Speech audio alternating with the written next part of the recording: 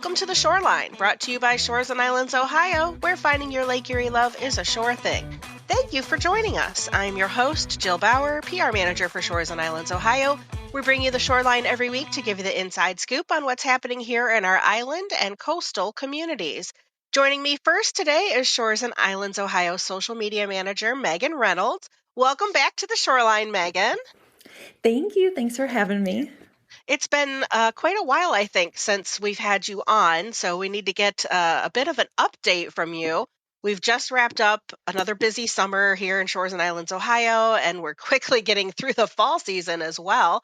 Megan, you've also been in your role here at Shores and Islands for just about a year, so happy anniversary. So glad that you have stuck it out this long, and hope there are many more years to come, of course. I wanted to ask you, have there been any memorable moments, events, or even partner spotlights that you've done that maybe stand out for you in this past year? Yeah, well, thank you so much for the well wishes. It's been a very exciting year. I think honestly, every month has been such an exciting adventure. When I moved here, I pretty much associated this area with Cedar Point, but I really had the opportunity to have my eyes opened and just every month seeing something different. So we had, Tommy Boy Festival, and then we had a strongman and Ironman. And so just different types of events that brought in different types of people. And I really just loved getting to know all of the community, all of our partners. They've all been so friendly and welcoming. And it's been just such a pleasure to have the opportunity to tell everyone's unique individual story. That's been so cool to hear because we all have stories to share. And it's been really, really just exciting to be a part of that. Oh, for sure. And I bet I hear that a lot. I've heard that, just being from the area that people, oh, yeah, oh, you know where Cedar Point is? Everybody knows where Cedar Point is. And I think, especially in the area that you grew up in the Cleveland area, you probably came to Cedar Point a lot, but didn't do much else in the region, right? Because Cedar Point was a day trip for you. Correct. Like you were here for a mission in a way. So you were just kind of focused on getting to Cedar Point and back. And there's so many treasures and gems here, lots of wonderful restaurants. And it's just been very, very cool to see a whole different side of things and to be a tourist in my own new backyard. Yeah. Well, and how many years have you been you live in the Port Clinton area, correct? I do. November will actually be, I think, 5 years, which is crazy to say. And then having this just under my belt for a year, it's just been very cool. I feel like I've experienced so much and learned so much more about this community. I can attest that I think you probably have. Earlier this year, got to experience taking you to Kelly's Island, and the amount of surprise that I had, realizing that you had never been there before, and that you had never driven a golf cart before. I was hoping this wouldn't come up. Yeah, driving my first golf cart. That was fun. Sorry, I had to call you out. Folks, we were hosting media. Again, I knew she had lived here for a while. I just made an assumption, that she had been there, and she's just like, well, how does this thing work? And where do I go? I'm like, just follow me. And then, just all these things kept coming up that I was like, you haven't done this before, have you? Nope. So, it was a lot of fun, but I think you've definitely got your island feet under you since you've been to Put-in-Bay several hundred times, and Yes. and I think Kelly's a couple times. So Yes, and love them both. Yes, yeah. The golf cart was definitely fun. Make sure you brake and stop things before and getting put off. the parking brake on. Yes. Yes. All good tips for everyone. So your job with Shores and Islands, Ohio, is primarily social media. Are there any initiatives that you implemented over this past year that you're particularly proud of? Yes. So I would definitely say, I know that, Jill, I've talked to you about this and I believe on the podcast as well, but we all know music is a universal language. And I'm just really excited about our Spotify and all of the different playlists that we curated to sort of help plan your day. And if, you're going on your girls trip, we have the perfect playlist to set the mood for that. If you're taking the ferry over to Put-in-Bay, we have the playlist for you for that. That's just been really exciting. And it's been fun to have followers not only add the playlist to their Spotify, but then also to offer suggestions for other songs we should include. So that's been really exciting. And then I'm also proud we had our intern Chloe with us this summer, and she's younger, she's in college right now, and to have her help us with Lemon 8 and to really build that channel up and talk to a younger demographic that also might not be familiar with this area or want to plan their trip, and just to see the growth there has been really special. And to see just like the pride within her for like owning that channel and helping us to bring it to life has been really exciting. And then overall, it's just been very cool to see our followers and some of the same faces comment and engage with us, which is great. And I love that. But then seeing new faces that start to engage with us, and then even meeting people in real life at an event that likes a post or comments, it's been very, very cool and surreal. So lots of things that have been exciting with social. Oh, that's wonderful. And shout out to Chloe. She's going to be back with us over her Christmas break. So looking forward Yes. to having her around again and incorporating her into some of our social media as well. So, Megan, going forward, do you have any dreams for the future of your role at Shores and Islands, Ohio?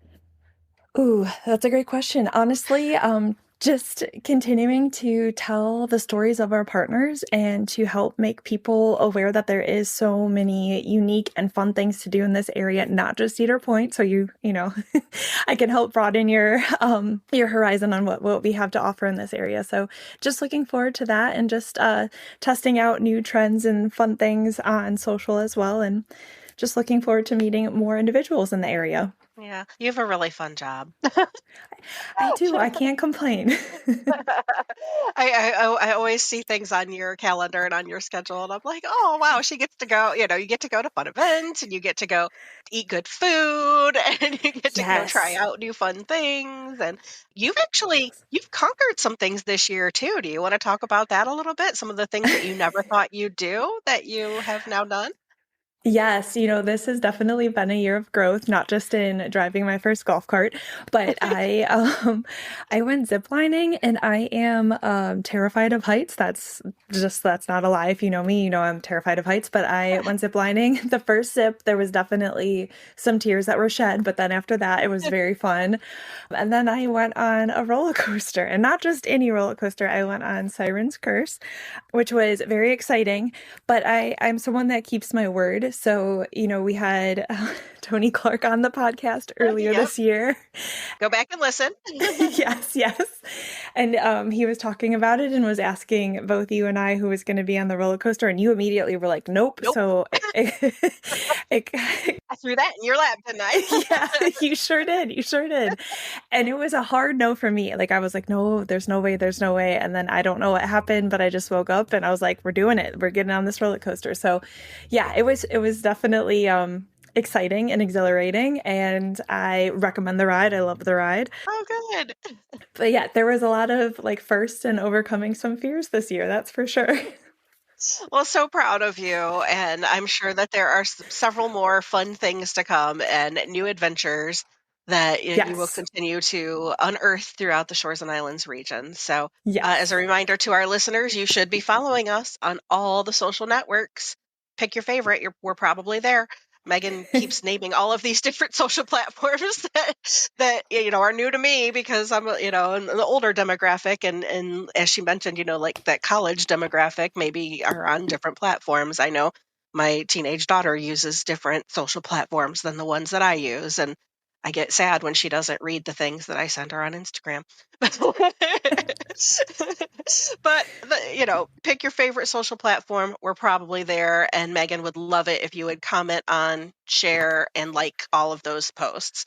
You can Yes. find the links to those social networks, plus all of the fun events that Megan is out and about creating content at our website, of course, and our event calendar is there. It's all available at shoresandirlands.com. So we have a very special show today. I mentioned that Megan lives in the Port Clinton area, so we get to talk all about the Port Clinton area today. Joining us as our special guest is Nicole Kokensparger, CEO of the Port Clinton Area Chamber of Commerce and Program Manager for Main Street Port Clinton. Passionate about fostering community connections and supporting local businesses, She leads initiatives that drive growth, collaboration, and civic pride throughout the Port Clinton area. From coordinating beloved community traditions like the Walleye Festival to developing strategic programs that strengthen the local economy, Nicole's leadership reflects her deep commitment to the place that she calls home. Outside of work, and this is all super important because we live in the best place in the world, Nicole enjoys spending time with her family and friends, supporting her three daughters as they pursue their college dreams and taking in all that life on Lake Erie has to offer. Her enthusiasm for both her community and the people in it shines through in everything she does. Welcome to the Shoreline, Nicole. Thank you so much for having me. Of course. So, for our listeners who may not know, can you kind of remind us? We've had some other chambers on, but what exactly does a Chamber of Commerce do? And how does the Port Clinton Area Chamber serve our local community? So I think that the most accurate description of what a chamber does is offer tools to the business community, whether it's helping, support them with our insurance programs, networking events, enrolling them in our group rating for workers' comp, hosting lunch and learns and educational opportunities. That I think is the most important work we do. I mean, obviously there's some fun events that we have throughout the year that the chamber hosts, such as our golf outing. Our golf outing is a fundraiser for our scholarship program. And then, the beloved classic car show that we hold downtown every year in honor of Jerry Lippis. I'm sure I'm missing more things, but, marketing opportunities, that's a huge thing for any business, especially a brand new business. Our ribbon cuttings, are super special to anybody who's opening or celebrating a special anniversary. It helps highlight, we get the press there, we get our board there, we invite all the important people, within the community to shine a spotlight on those new businesses and those businesses celebrating milestones. Well, tell us a little bit, because your title also includes program director for Main Street Port Clinton. So tell us a little bit about that program and how do they intersect, Main Street Port Clinton and the Chamber? So Main Street Port Clinton at one point was called Historic Port Clinton. It's a 501c3 nonprofit. It has very significant boundaries within our downtown, and it focuses on the revitalization of our downtown. Okay. So, the Walleye Festival is hosted by Main Street Port Clinton.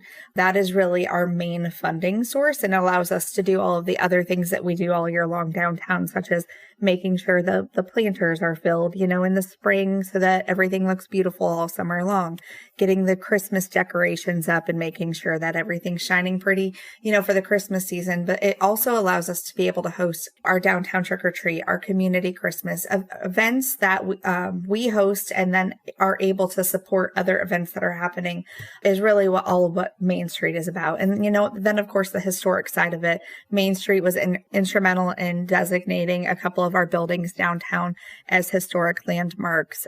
We are part of a group, it's called the Architectural Review Board within the city of Port Clinton, with Main Street, a Main Street program in any, in the country for that matter.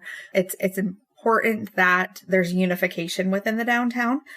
So part of that program is to just make sure that nobody's going out there and painting, their building bright pink. There's just continuity of color and design and all of the things that you want to see in a vibrant downtown. So there's a lot of different aspects to Main Street, but, one of the things that is the most important for that program to be successful is the fundraising aspect of things. We introduced the district back in 2020. It was originally called MOM, and that was just to help our businesses who were struggling through COVID. It's since turned into this amazing tool that we now have to highlight downtown Port Clinton and all of that it has to offer. And it continues to grow each year. And for our listeners who maybe aren't familiar with the district, I think we've mentioned it before, but the downtown area in Port Clinton from roughly Memorial Day to Labor Day, I'm not sure what the exact parameters are, but there's a portion of the downtown area where you close down the street and it becomes an entertainment district. There's an amazing stage, and there's live entertainment, I think 4 nights a week. Mm-hmm. And there's picnic tables and Adirondack chairs, and just it's a great gathering place. And being right in downtown, it does support all of those businesses in the downtown area as well, because people will go down and grab a bite to eat and get a drink and listen to the band and shop the shops and do all the things. So it did start during COVID, right? I Yeah. mean, Yep. it was such a silver lining, one of those wonderful things that did come out of COVID. It's interesting too in the way that it's grown. Now we're partnering with the library. They host a portion of their summer reading series down here. So it's awesome to look out and see 300 kids and their families out here enjoying a day with the library. We've had some other nonprofit organizations host events down, within the district too. So it's really become more than just an entertainment venue, but a space to let everybody shine. And you'll see, like, even when there's not entertainment, you'll look out our front door and see groups of people sitting at the picnic tables enjoying lunch outside. It's a gathering space. Yeah, it is. Yeah. It really is a gathering space. Yes. So how would you describe Port Clinton to someone that has never visited, and what do you feel makes this town such a special place? So it's a funny story. We had a visitor, one of our family members came up from Tennessee. They'd never been to Port Clinton. And when we brought her down Perry Street, she said, "Oh my God, I didn't know there was an ocean in Port Clinton." That's always stuck with me, because I think that you hear about walleye capital of the world and, all the things and about the Lake Erie, but I don't think that you can get a sense of what we truly are until you visit here. I think that one of the great things that happened out of COVID for Port Clinton was that it was a destination within driving distance, that the beach drew people here, fishing drew people here. It's grown ever since then. And I won't say that positives came out of COVID, but this kind of was. Port Clinton to me is a great destination. We've got a mile-long stretch of beach. We've got a great fishing industry. We've got tourism. We've got locals. We've got all of the things that you could want out of a small town city, but we still have that small town charm. Yep, could not agree with you more. I definitely, just exactly what you said. When you bring people to the area, it is very fun to see the reaction in their face as they're just they love it. It's so charming. Can you tell us what your favorite part of your job is as the chamber director? Helping people. I've had a lot of conversations recently with new business owners or new chamber members who don't really have a clue where to start, right? We're like the information hub for a lot of things, whether it's permits through the city or helping them. We have 3 different CRAs, so community reinvestment areas within the city of Port Clinton, educating people on those areas and just helping them get a good footing in Port Clinton. On the flip side of that is, we have the Ottawa County Visitors Bureau on 53, but we kind of act like in partnership with the Visitors Bureau. And so we hold a lot of information regarding businesses within the community. So we get those visitors that are walking in that might be here for a day or might be here for a week, and we can kind of guide them, to where they should spend their days. And our office is kind of a mixture of all kinds of things every single day. So it's really fun to talk to people, especially people that have never been here, and see their faces when they're like, wow, we didn't know that all of this existed in Port Clinton. Or to talk with a new business owner or a new chamber member that had no idea what Port Clinton and its business community has to offer. And that's so true. I mean, our Welcome Center is out on 53, and it is, a great welcoming to the region. But if you're already downtown, right, you're down there to see a band that you follow, or you're down there to visit a shop or to look for some place to eat. You guys are right there. And so I'm sure you do get a lot of people coming in. And so, we really appreciate that you are doing that service as well, in addition to the many, many things that you do for the business community.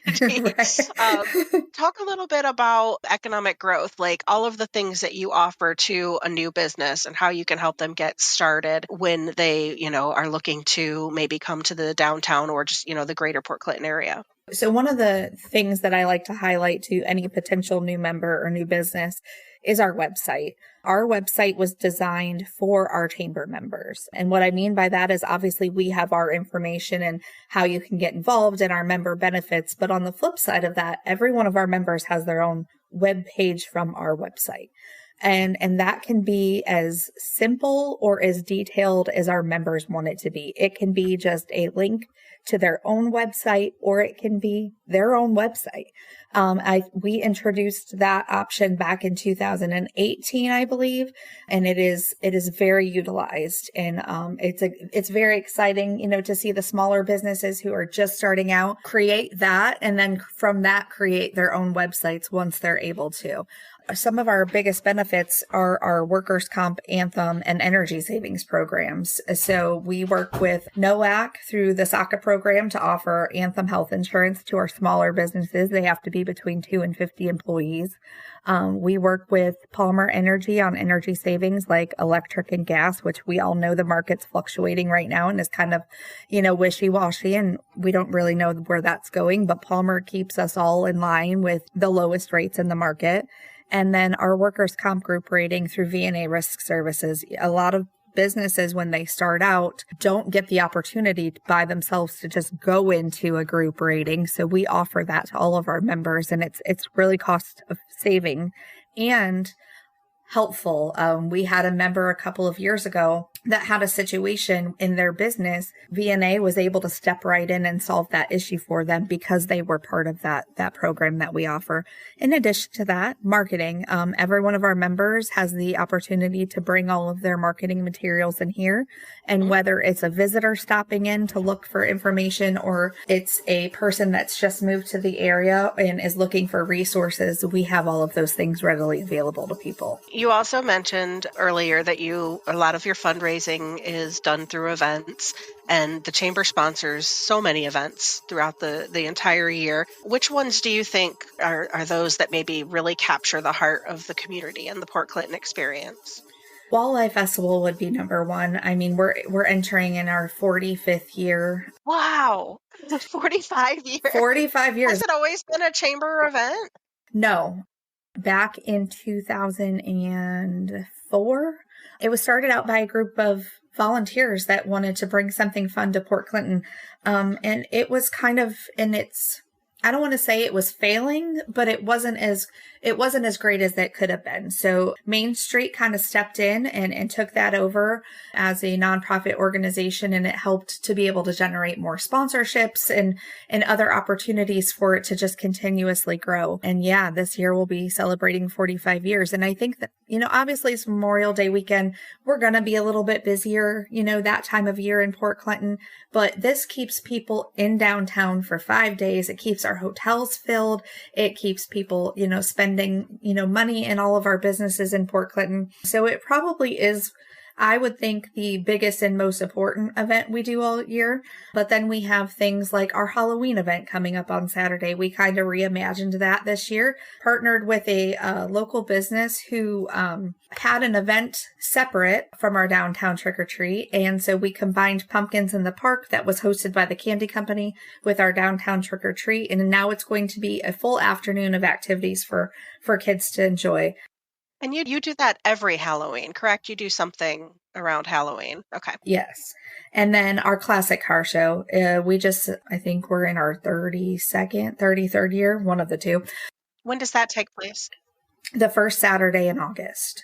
Okay. We had, there was a Main Street volunteer who poured his heart and soul into downtown and was really instrumental in the creation of Main Street, and was a long-standing board member and volunteer. His name was Jerry Lippis. So the chamber created the Classic Car Show in his honor. That is a huge event. It happens the same weekend as Arts in the Park, so there's something different for everybody going on that weekend. Our Community Christmas is a huge event. Yeah, that's probably the next big thing coming up. Yes. Is going to be the holiday season. So, I mean, it might be a little early, but do you have ideas of kind of what things are going to be planned for Community Christmas this year? Yep, sure do. So Community Christmas will happen on December 6th. We'll start out around, I think it's 2:00 this year, with activities hosted by our downtown businesses. So we have businesses doing cookie decorating and ornament making and just all kinds of activities. We have a couple of businesses doing hot chocolate bars. So it's really an opportunity for families to get around and experience all the businesses in downtown Port Clinton that they might not know about. That evening, we have our lighted Christmas parade that goes down 2nd Street. We end at Adams Street Park for the second tree lighting of the season. We host a chili cook-off that day as well. So it's just a really great afternoon and evening full of activities. We have Santa and Mrs. Claus, of course, and those all the kids coming downtown can go and visit with Santa and let them know what they want for Christmas. And then we'll end it with Santa visits at the Santa house at Adams Street Park as well. So it is a long day, but it is awesome to look around and see, all of the kids and families enjoying downtown. The official downtown tree lighting will happen the weekend of Sip and Shop, which is November 22nd. And that's always a huge event. It's not organized by us, but, we help promote it and support it. The Rigonis with Northern Exposure started that event several years ago and has grown in popularity over the years. I think this year is the 10th anniversary of Sip and Shop. Oh, wow. Well, we have a lot to look forward to. Yes, absolutely. Yeah, I was just going to say, I'm so looking forward to the holiday events coming up. It's going to be so exciting. So as a representative for the city of Port Clinton and for someone visiting for the first time, what is a must-do experience in Port Clinton that you would personally recommend? Visiting our lighthouse and our beach. Good answer. It is really odd to me. I've lived here I'm 42 years old. I've lived here my whole life. I moved away for, half a year and came right back. But it is interesting to me the amount of people that aren't aware of our beach. And back, I want to say 2018, 2019, the safety service director at the time, Olin Martin, made it a point to clean up the west end of the beach. So, so I'm talking from the lighthouse west. Everybody, obviously there was the city beach down on towards the city park end. But when that happened and then COVID happened, all of a sudden you started looking out over the lake driving down Perry Street and you were seeing boat after boat anchored out there. And then you'd start seeing families out there. And it's so interesting to me because I've never spent as much time on our city beach as I have in the last 5 years. And I'm not sure why. Right. I don't know if it was just, not something us locals did, but I honestly can't remember prior to that me ever having, a weekend full of fun at the city beach. But, now in the summertime, you drive down Perry Street and there's hundreds of boats out there anchored, having a great time. It's like a party on the shoreline. And the beach is full and the park is full of kids playing and dogs running. And it's just really awesome to see. So every time somebody walks in my office and they're like, well, what should we do for the few days that we're here? That is my first answer. Visit the beach. Make sure you hit the beach up and the lighthouse. The lighthouse wasn't always there. I think that's probably a part of it too. It was relocated there. Oh gosh, I don't know what year it was. 17, 18, something. Yeah, I was going to say kind of right before, the time period that you're talking of. And I think that probably helped as well. It, made that park just so beautiful and, made it a destination of some place where you want to visit and spend time. And it is really nice, to see all of the boats anchored in the harbor there and to watch the boats go in and out of the Portage River, because you can really see the entrance to the lake right there. And you see so many fishermen and pleasure boaters and the Jet Express, all of these different boats that are coming from, the many, many marinas that are located on the Portage River. The lighthouse, absolutely one of the best additions to Waterworks Park, but I'm really excited because construction just started on the new splash pad that will be going into the old baseball diamond out in Waterworks Park. So we have exciting things coming down the pipeline down here in Port Clinton. That's really cool. I was actually going to ask if you had anything, new and exciting coming, to the region in the next year, or any initiatives that the chamber is looking forward to implementing in the future. We are currently going through strategic planning. So we've kind of gotten to a point where we've finished some projects that we've been working on for several years. Obviously, the bringing Mora to downtown was a huge task. We just, are celebrating 5 years of that, and it's going well, and the city is going to renew that for us. But most importantly, we just got our special improvement district passed. How I like to explain this to people is it's kind of an HOA for our downtown, but not really. What we have found was that there was a lot of, I might wash my sidewalks today, but the business 2 doors down might wash their sidewalks three days from now, or weeds might get pulled on one block today, but the next block over has weeds, or this block got their windows washed today, but the next 2 blocks aren't going to until next week. So we were really trying to figure out how we could unify the look of downtown. So prior to me being here in 2016, our economic restructuring committee kind of took this task on. In 2020, we really started pushing this, got everything passed through council in 2021, and finally started getting the funding. And so the funding comes from a tax assessment on the actual property owners in downtown. And right now our SID consists of Madison Street from Perry to the railroad tracks and 2nd Street from Monroe to Jefferson. It can be expanded in the future, but we just started out with that space to see how well the program will go for the first 5 years. But contracts will start going out there to individuals, companies who can, do snow removal on the same time for everybody in downtown on the same day. The window washing, the sidewalk washing, the plants, just everything that we can do to beautify downtown more will happen through the special improvement district. And I'm really proud of the work that our committee and our board did to get this up and running. So back to, we're in the process of strategic planning for both organizations. We're working on a survey to go out to the community and our membership on what they would like to see us start working on, or the direction that they would like to see us start taking. Obviously our core initiatives will stay in place for both organizations, but we really want to focus on the future and how we can better develop, not just downtown, but the entire region. One of the things that we know that is a huge problem in Ottawa County in general is housing. So we've been having ongoing talks with the city and developers and how we can get some more housing and affordable housing into Port Clinton. Since COVID, and I know you guys know this over in Erie County too, the Airbnbs have really taken off. And while that is a great thing for our tourism, it's kind of hindering families moving into Ottawa County. So there's a fine line to walk there, but it's something that we're super focused on.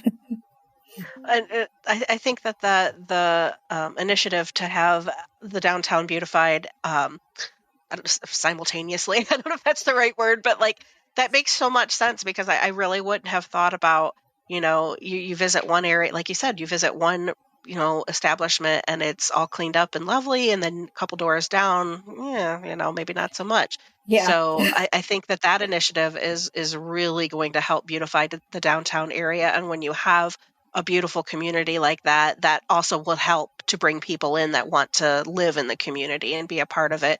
And maybe downtown housing even, I know a lot of our other communities have, people moving more into, I don't want to say into the city, but as opposed to the suburbs, you actually have, when you have things that are parks and restaurants and things that are walkable, it really makes it a benefit to people that want to live there. I did want to ask, as far as all of the events that you host and the different things that you do, can local residents get involved? Do you take volunteers for things, and how do they do that? We absolutely do take volunteers, and that is one of our core focuses right now. So we have 5 different committees that meet every single month.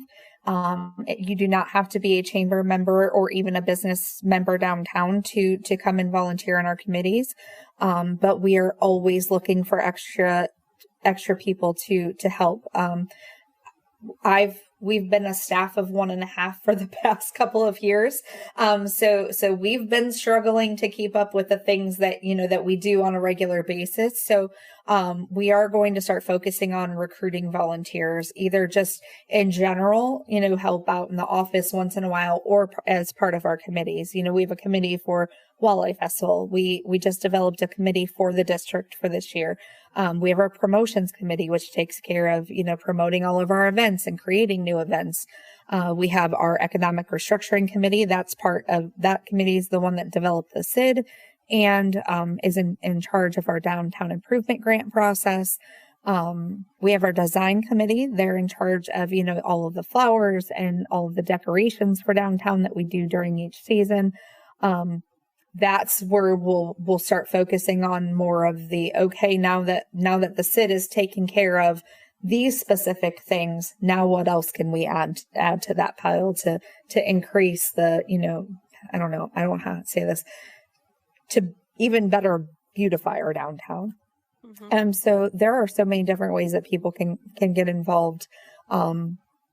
Just call us. Our phone number is 419-734-5503. We can give you a list of committees, what they do, dates, times that we meet. But we have a good core group of volunteers right now. They just tend to sit on multiple committees. So when we've got multiple things going on, we're kind of spread thin. So I would love to create or to recruit community members, business owners, employees, anybody that was, that wants to help. That's awesome. That is awesome. All right. Can you tell us about the Chamber's 50th anniversary and how you will be celebrating? So the Chamber just had its 50th anniversary on September 30th. And while we didn't, have time to get anything planned for this year, we were kind of going back and forth on how do we acknowledge the fact that we've been serving our community for 50 years. And so the solution that we came up with is we started a couple of years ago acknowledging milestones for our members. And so in combination with that, at our annual dinner coming up in April, we will be kind of doing like a look back at the Chamber over the past 50 years, celebrating ourselves and what we do for the business community and tying that back in with anybody who is celebrating a huge milestone in terms of our members. Well, that'll be really wonderful. And do you have any idea where or when that event is going to be in April? Not at the moment. We are keep an eye out. We're researching a couple of different locations. I'm kind of excited about a potential location that I've started talking with. It's something different, something we've never done. So that's kind of secret right now, but hopefully within the next month or so we'll be able to release that information. Well, stay tuned. Nicole, is there anything else that you wanted to share with our listeners today about the Port Clinton Area Chamber of Commerce or Main Street Port Clinton or any of your initiatives? Yeah, I mean, if you're interested in learning more about either one of our organizations, whether it's helping out, becoming a chamber member, finding out information about any of the benefits that we offer, you can visit portclintonchamber.com or mainstreetportclinton.org. Okay, can you let us know where everyone can go to find more information on the Port Clinton Area Chamber of Commerce? Yeah, you can go to www.portclintonchamber.com. Thank you. It was so great talking with you today. Thank you guys so much. Oh, of course. I'm glad that you were here. Special thanks to Nicole Kokensparger of the Port Clinton Area Chamber of Commerce for joining us today. And Megan, thank you for joining me as well and helping out with this episode. As always, thank you for listening. If you enjoyed this podcast, please be sure to like and subscribe wherever you listen to podcasts so you don't miss a minute of the action here in Shores and Islands, Ohio. You can also find more information, including past episodes of the podcast, online at shoresandislands.com. And we will see you next time on The Shoreline.